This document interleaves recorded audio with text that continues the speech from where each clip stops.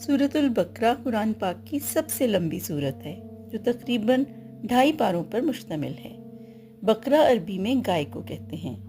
اس سورت کی آیت نمبر 67 سے 73 تک اس گائے کا واقعہ بیان کیا گیا ہے جسے ذبح کرنے کا حکم بنی اسرائیل کو دیا گیا تھا۔ اس سورت کے خاص نکات یہ ہیں۔ نمبر 1، اس سورت کے آغاز میں توحید، رسالت اور آخرت کا بیان ہے اور اسی سلسلے میں انسانوں کی 3 قسمیں مومن، کافر اور منافق بتائی گئی ہیں۔ نمبر 2، حضرت آدم کی تخلیق اور انسان کی پیدائش کا مقصد۔ نمبر 3، مدینہ کے یہودیوں پر اللہ کی عنایات اور ان کی ناشکری اور نافرمانی۔ نمبر 4، حضرت ابراہیم کا بیت اللہ کی تعمیر اور اسے قبلہ بنانے کا موضوع۔